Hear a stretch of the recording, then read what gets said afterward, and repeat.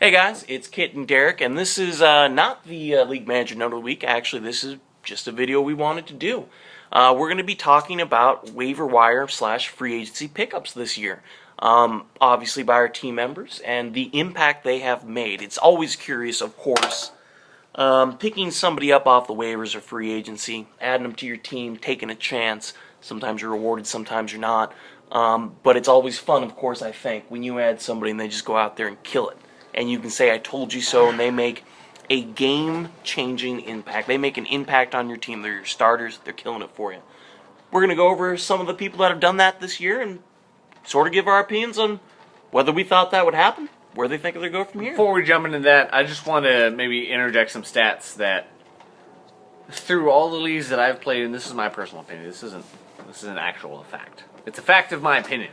Alright, so I feel like drafts, your performance throughout a league is 50% your draft, who you got in the draft, and where you drafted them. That's 50% of how your team is going to end up. Right. The other 50% is your pickups. It's your pickups and your trades. It's how you manage your team throughout the season.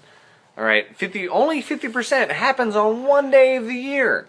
The other 50% happens through the other 5 months that you're playing fantasy football. Yeah. And that's a huge fucking deal. 50% of your outcome, in my opinion, is based on how you manage your team, and a big part of that is who you pick up on a weekly basis. So Absolutely. It makes a huge impact. And you know, people that successfully pay attention and pick up the waiver wire pickups and do their research, I think have a much better chance to win. It's that simple. they do. It's Especially that simple. when they luck out on good people.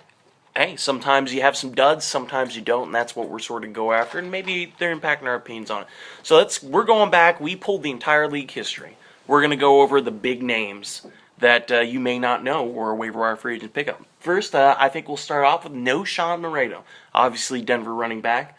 Has been pretty damn good. I don't think anybody thought he was going to be good going into this year. I didn't, certainly. Derek, did you? No. I mean, fuck no. With Peyton Manning in there, it's who the fuck knew that was coming.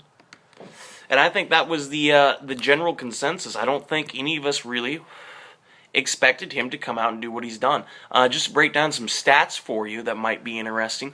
He's averaging right now 38.4 points through 6 weeks. That's his average points. Through 6 weeks, he's a number 5 running back. He is number 5, not top 5. Maybe he is top 5, but he's the number 5 running back through 6 weeks. All right, he's been in the end zone Let's see fucking 7 times. All right, he gets some points, and that was a waiver wire pickup. All right. And I'm going to tell you guys what's up. Because when I drafted, I picked up, what's his name, fuckface Ball. Yeah, who's supposed Antoine to be Ball, he's or supposed whoever. to be the starter, right? Based on the projections at the draft time, he was supposed to be the starter. But turns out he's a fucking dud. He's a rookie. I should have known better. Sean Moreno's a veteran. He's in there. He's fucking killing it. He was a waiver wire pickup on week 2. Week 2. And he's a top 5 running back. He's on Max's team. Great job, Max. You fucking suck. That's a good pickup. But anyways, that's a huge pickup. Those are the type of players that you can sometimes get. And those are the type of players that make literally a team-changing impact. That's a top 5 running back that was not on a team that got picked off of waivers for free. Big impact. I think we both grant. I think out of left field. I don't think any of us saw it. Next up is he's a tight end. Is he in Cleveland? He is in Cleveland, yes. Jordan Cameron. Now, tight ends, like most of us, I think, you don't really pay attention too much to tight ends. You don't. You know your running backs, you know your quarterbacks, you know your wide receivers. Tight ends, I don't think a lot of people have some knowledge. Another waiver wire pickup. Picked up in week 2 or 3. 2 or 3. And to put it into context for you, he is the number 2 tight end. Number 2. Out of all the tight ends, he's only behind Jimmy Graham. Through 6 weeks. Through 6 weeks, he's behind Jimmy Graham. He is averaging 37 points a game. 37 points a game. You expect that type of pointage from your big 3. Your Antonio Gates, your Jimmy Graham, your Tony Gonzalez, of course, Gronk if he wasn't injured. That's what you expect. You don't expect it from, at least from what I knew, a no-name in Cleveland, of all places. And there it goes. He's been killing it. Definite game changer. So, again, I don't think that was one I saw. Did you? No. Who the fuck saw that coming? You know, that's a great waiver wire pickup. Again, by Max. Clearly a man, as much as I hate him, that's a man doing his research, getting it done. So the next one's going to be sort of a more recent one. He got picked up actually last week. Justin Blackmon. Now, a few of you may remember him from last year. I believe he was a rookie last year. And he had sort of a decent season. Wasn't an all-star, but showed some potential. He was out with a 4-game suspension. I think he's been caught 2 or 3 times with drugs. So he's a terrible person. But anyways, served a 4-game suspension, came back week 5, went 5 for 136, put up 1 million points. And then he was picked up going into week 6 and put up 71 points. Now, obviously, 2 weeks is a little hard to tell whether they're truly a great pickup, but you can't hold it against someone going 59 and 71 points, and that's another waiver wire pickup. And that's something we should all pay attention to, I think, is some of these guys are on suspension. Some of these guys were hurt when the season started, and they're coming back through the season. And they can make an impact. You got to pay attention to. You got players that you know are going to be on bye. All right, it's not just about who did well the last week. It's about who you know is in the NFL that may not be playing yet, but is going to play. All right, that's why Max drafted Gronkowski. All right, he's going to be injured. He hasn't played a goddamn game yet through 6 weeks. But when he comes back, presumably he's going to be great. All right, Max also picks up Josh Gordon. Through 2 weeks, he was on suspension. Nobody fucking saw that coming because everybody's scanning the projections. And how many points has he done? But, smarter players, and I encourage you all to be smart like this, pay attention to that. Josh Gordon is a great player, and he came out on a 2-week suspension, and he started fucking killing it, crushing it. Didn't have to be drafted. He was a free agency pickup by Max. Same with Justin Blackmon. He was on a 4-game suspension. He came out and he's been killing it through 2 games. Through 2 games, he's averaging like 63 points. We'll see what he does continuing going forward, but that's the type of thing I'm talking about. It's not just about who did well last week. It's about who's in the league that's about to start playing again. And I think that's one thing that's interesting, actually. I think, obviously we all go look at the waiver wire. Or at least, I hope all of us go look at the waiver wire. And I think a large majority of us, all they look at is last game. They go, what did this faggot do last game? What did he do? They don't actually go back the whole games and check out why did he get a donut? Why did he do those points? Was he playing a great D? Who knows? They don't actually do the little bit more research that can maybe pick you up somebody that's going to make a huge impact in your team. So that's an interesting point. I mean, you just check the last game. Sometimes you don't. I feel like that's maybe what happened, for instance, Blackmon. He came out, he did 59 points. I think some of us probably looked and said, oh, he did a donut the game before, and we moved on. So that's something to keep in mind, I think, for all of us, because I think we're all too quick to do that. Sometimes it pays to do a little research.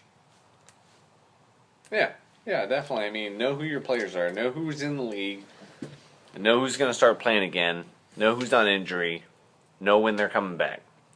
It's a big deal.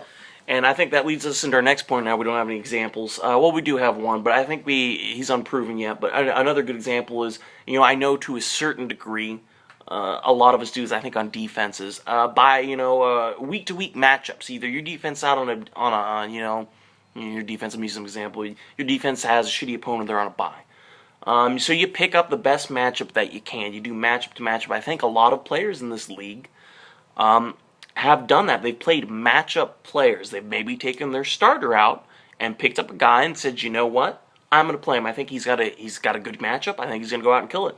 And, like anything, waiver wire pickups, free agency, whatever. There's always, obviously, a chance they're going to go out and do a donut for you. But that's something also that's very interesting that a lot of players I don't think do. A lot of players don't play a matchup. I know you do, Derek. I know you're always scanning your matchups. Who's got the best matchups?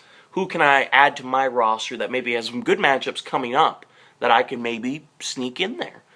That's something I don't think a lot of players do. One thing what he's basically saying is, you got your quarterback coming up on bye in 2 weeks. This is your starter. This is your main guy.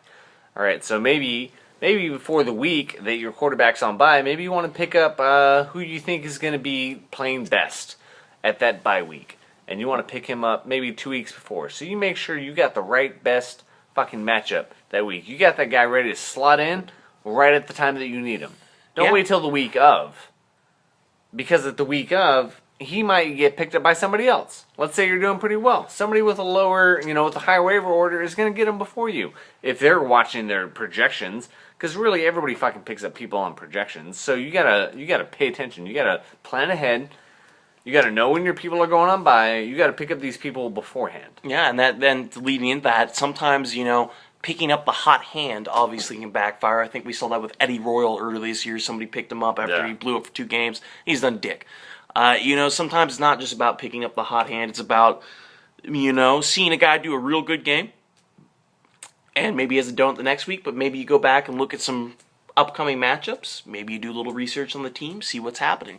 For instance, case in point, we'll leave with this. Fred Jackson. Old glass knees Fred Jackson.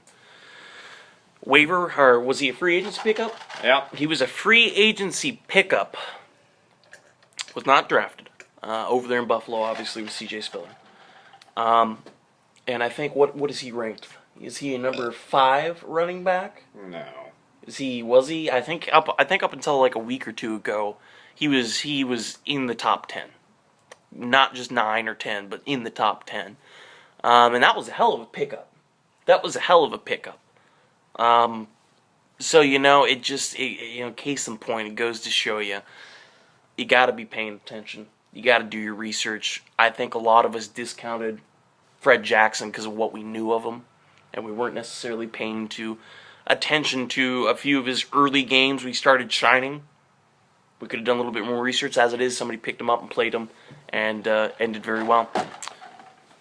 So that's just a quick little bit that we wanted to go over, just sort of analyzing the waiver wire pickups, free agency pickups so far, the impact that they've had so far, and maybe this inspires us all to maybe get on there, do our research, really take a look at things, and improve ourselves, or don't. I'm loving nobody picking up waiver wire pickups, but I think it's a little quick video on something that really doesn't get talked a lot in fantasy and makes a huge impact on your overall season.